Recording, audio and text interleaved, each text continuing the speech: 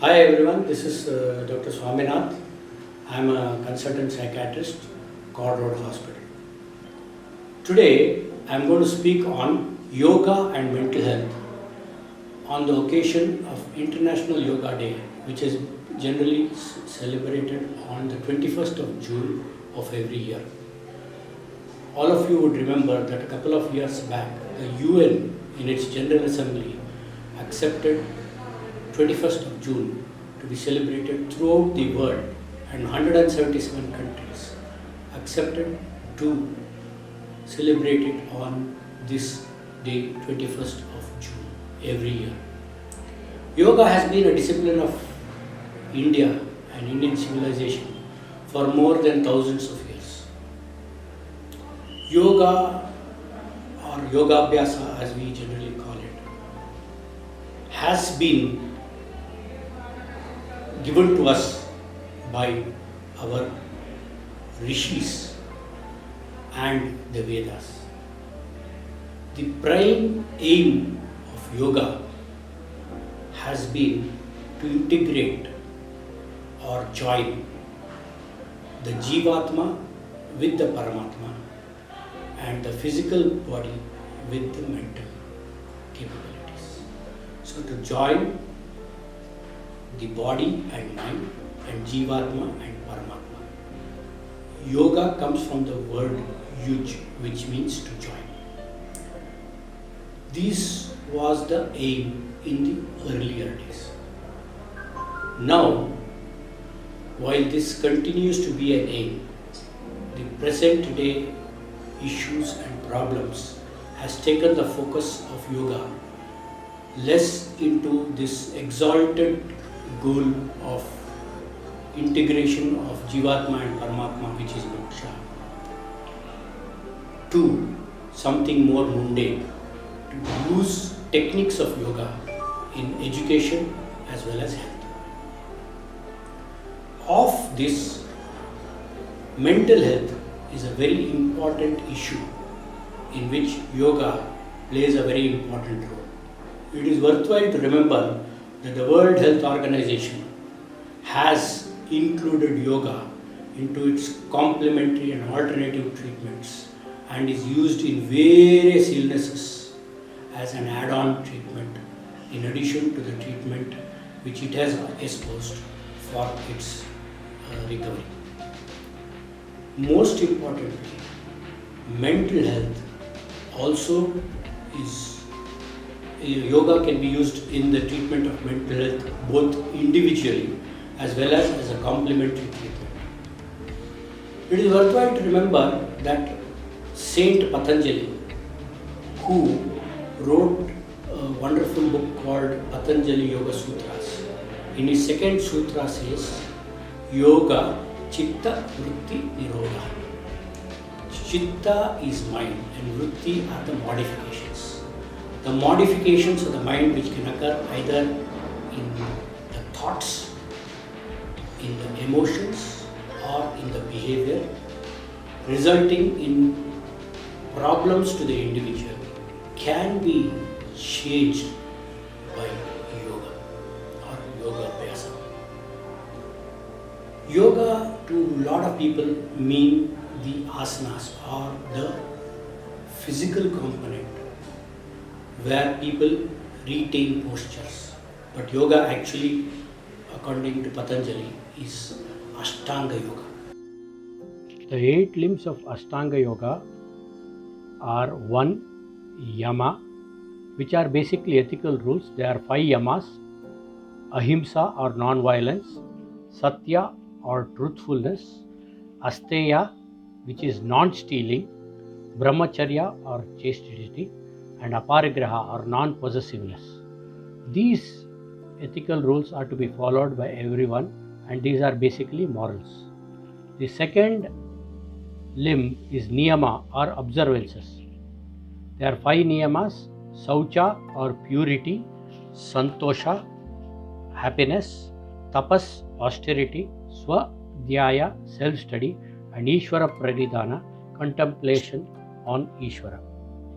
So, These are the various observances a person has to do to ensure that a person retains his, is able to progress along this 8-limb path. The third, after yama and niyama, which I have just now described, is asana or physical posture, which is essentially a way of disciplining the physical structure of body to ensure that we can go on to the other next steps of Ashtanga Yoga. Here, the body is put into various postures, most of which resemble things around us in the world, in the earth. For example, there is something called Vrukshasana, where we resemble a tree, or Makarasana, where we have a posture resembling a crocodile, or Vakrasana, where we twist our bodies, or Paschimottanasana, where we bend our bodies towards the west, and things like that, which actually essentially builds up our body strength to go ahead. The fourth one is pranayama, which is basically a control of the breath. And controlling the breath is basically a regulation where we start reducing our breath to a pace which is very, very lowest as possible. It has been very well seen that animals which have very low breath rate live for hundreds of years. The tortoise, which has a very, very low breath rate, about 1 in 2 to 3 minutes, lives for hundreds of years.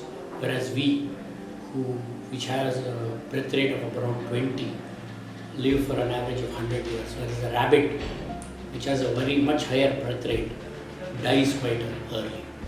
So the way in pranayama is to slowly reduce the breath rate by its regulation.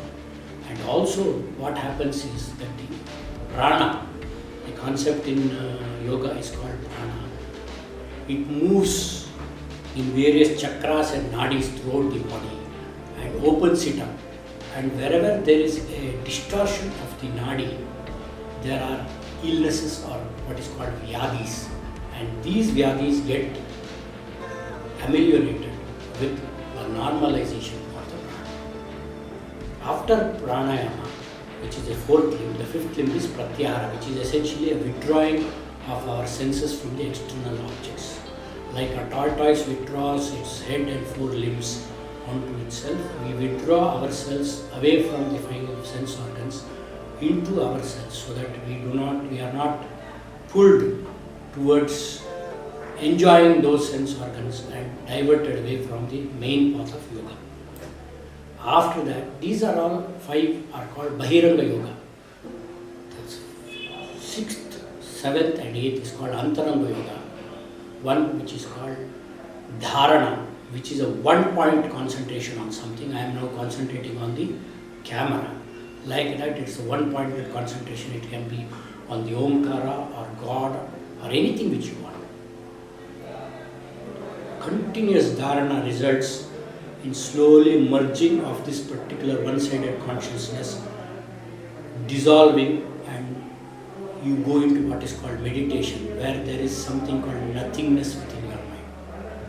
And lastly, once you integrate meditation into your life, you achieve a state of samadhi where that is the 8th limb, which is called samadhi, where it assists you in integration of Jivatma and Paramatma. Here I would like to remember one kagga of DVG on dhyana. ಎರಡು ಕೋಣೆಗಳ ನೀ ಮಾಡು ಮನದ ಆಲಯದಿ, ಹೊರ ಕೋಣೆಯಲ್ಲಿ ಲೋಗರಾಟಗಳಾಡು, ವಿರಮಿಸು ಒಬ್ಬನೇ ಮೌನದ ಒಳಮನೆಯ ಶಾಂತಿಯಲ್ಲಿ, ವರಯೋಗ ಸೂತ್ರವಿದು Mankutimma. Which means that make 2 rooms in your mind. In the outside room, do whatever activities which you have been given by this earth in terms of your responsibilities, professional and personal. But within yourself, rest calmly and be within yourself. And that is the essence of meditation. Now what has happened is that this yoga we are now using as a means to improve our mental health positively, as well as use it to ameliorate mental illness as and when it occurs. Positive mental health is going from whatever state we are into a better state of being well in harmony with our environment and not being ruffled by whatever happens. There is a quote in Bhagavad Gita which says, Samatvam yoga muchyate. That means once you are in the state of yoga, you deal with everything in samatvam, in equanimity, whether it is hot or cold, whether it is happiness or sadness. You are able to take everything in the same way. But what, as a psychiatrist, I would like to deal with is the role of yoga in mental illness. And mental illness, I would like to divide for the public into two parts.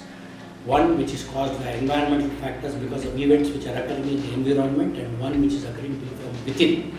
Even yoga makes that same thing called Sara and Samadhana. That distinction is there even in yoga. So that which is there within, which means that illnesses which are caused by biological changes in the brain. Of course, those which are caused by biological changes in the brain have to be treated by chemicals which are given from outside, which are medicines. But yoga has a definite role in improving them, in ensuring that the person does not get back the illness over time. And that is a very important part of yoga as a discipline in the use of illnesses which are caused because of biochemical changes in the brain. The other one are caused because of environmental factors, because of various tensions which we are going through. You can see that people are in a state of tension. They have speeded up their life to such an extent that they are unable to handle so many things. We are like a camel which can carry only 200 kg weight, and the weight which has been kept on the camel is more than 200 kg, and we collapse, and that's why we develop mental illnesses.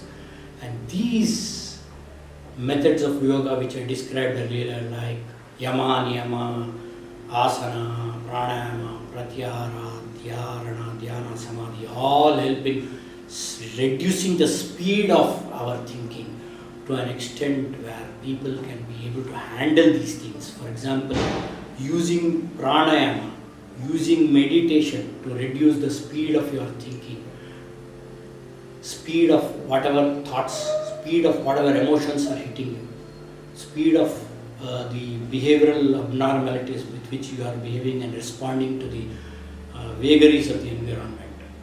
Slow down, handle it with equanimity, and come out of this particular mental illness better.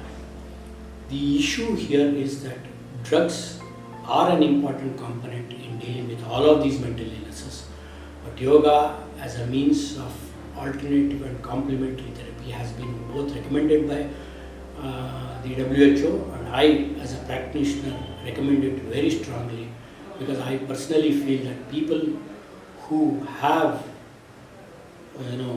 practiced yoga as a discipline and have excelled in it will find that they are able to deal with these issues in a much better way. Thank you very much.